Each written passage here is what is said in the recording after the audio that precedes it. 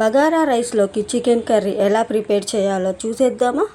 Chicken అయితే neat గా wash చేసి పెట్టుకున్నాను. చికెన్ వాష్ చేసుకున్న తర్వాత ఇందులో సరిపడా ఉప్పు అయితే వేసేసుకున్నాను. అలాగే 1 టేబుల్ స్పూన్ పసుపు కూడా వేసుకున్నాను. తర్వాత ఇందులో మీ స్పైసీకి తగ్గట్టు కారం అయితే వేసేసుకోండి. నేనైతే ఇందులో 2 టేబుల్ స్పూన్స్ అయితే వేసుకుంటున్నాను. ఉప్పు, కారం, పసుపు ఇవన్నీ వేసుకున్న తర్వాత మొత్తం ఒకసారి కలిపేసుకొని ఒక 10 నిమిషాల పాటు పక్కన పెట్టేసుకోవాలి. ఇలా ముందుగా మ్యారినేట్ చేసి పెట్టుకుంటే ఉప్పు, కారం, పసుపు చికెన్ పీసెస్ కి బాగా పట్టి చికెన్ కర్రీ చాలా టేస్టీగా వస్తుందన్నమాట. ఇప్పుడు స్టవ్ వెలిగించుకొని ఒక కడాయి పెట్టుకొని అందులో తగినంత ఆయిల్ అయితే వేసేసుకుంటున్నాను. ఆయిల్ హీట్ అయ్యాక సన్నగా తరిగి పెట్టుకున్న ఒక మీడియం సైజ్ ఆనియన్స్ అయితే ఇందులో వేసేసుకోవాలి. ఇదంతా ఒకసారి బాగా కలిపేసుకొని ఆయిల్ లో కొంచెం సేపు వేగనివ్వాలి. ఆనియన్స్ వేగిపోయిన తర్వాత ఇక్కడ నేను ఒక 2 టేబుల్ స్పూన్ అల్లం వెల్లుల్లి పేస్ట్ అయితే వేసేసుకున్నాను. తర్వాత ఇదంతా బాగా కలిపేసుకొని పచ్చి వాసన పోయేదాకా వేగనివ్వాలి. తర్వాత సన్నగా తరిగి పెట్టుకున్న టమాటోస్ అయితే ఇందులో వేసేసుకొని ఇదంతా ఒకసారి బాగా కలిపేసుకోవాలి.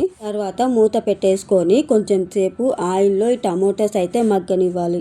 పుదీనా, కొత్తిమీర అయితే గ్రైండ్ చేసుకొని పేస్ట్ లాగా చేసుకున్నాను. ఆ పుదీనా, కొత్తిమీర పేస్ట్ అయితే ఇందులో 2 టేబుల్ స్పూన్స్ అయితే వేసుకున్నాను. ఒకసారి బాగా కలిపేసుకొని పచ్చివాసన పోయేదాకా వేగనివ్వాలి. ఇందాక మ్యారినేట్ చేసి పెట్టుకున్న చికెన్ పీసెస్ ఉన్నాయి కదా, అవి ఇప్పుడు ఇందులో వేసేసుకోవాలి. చికెన్ పీసెస్ వేసుకున్న తర్వాత ఇదంతా ఒకసారి బాగా కలిపేసుకోవాలి. ఇలా మొత్తం కలిపేసుకున్న తర్వాత ఆయిల్ లో కొంచెం సేపు అయితే ఉడకనివ్వాలి. చూసారు కదా, మొత్తం కలిసిపోయింది. ఇప్పుడు మూత పెట్టేసుకొని కొంచెం సేపు ఉడకనిద్దాం. ఇలా ఆయిల్ లో ఉడకనిస్తే చికెన్ పీసెస్ చాలా మెత్తగా ఉడుకుతాయి అన్నమాట.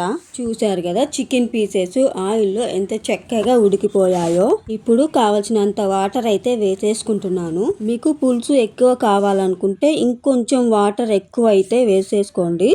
నాకైతే ఈ కొంచెం వాటర్ అయితే సరిపోతుంది. ఇప్పుడు చికెన్ కర్రీకి కావాల్సిన మసాలా ఎలా ప్రిపేర్ చేయాలో చూసేద్దాం. స్టవ్ పైన ఒక ప్యాన్ పెట్టేసుకొని అందులో కొబ్బరి, చెక్క, లవంగాలు అయితే వేసేసుకున్నాను. ఈ కొబ్బరి, చెక్క, లవంగాలు వేగిపోయిన తర్వాత ఇందులో ధనియాలు అయితే వేసుకొని ఇంకొంచెం సేపు వేగనివ్వాలి. ఇవన్నీ వేగిపోయిన తర్వాత ఒక మిక్సీ జార్ తీసుకొని వేయించిన మసాలాస్ అయితే అందులో వేసుకొని గ్రైండ్ చేసేసుకోవాలి. ఇప్పుడు ఈ చికెన్ కర్రీలో ఇందాక గ్రైండ్ చేసి పెట్టుకున్న మసాలా పౌడర్ ఉంది కదా, అది ఇప్పుడు ఇందులో 2 టేబుల్ స్పూన్స్ అయితే వేసేసుకున్నాను. మసాలా పౌడర్ వేసుకున్న తర్వాత మొత్తం ఒకసారి బాగా కలిపేసుకోవాలి. ఇలా కలిపేసుకొని 10 నిమిషాల పాటు ఉడికించుకుంటే చికెన్ కర్రీ చిక్కగా వస్తుంది. అంతే, చికెన్ కర్రీ రెడీ.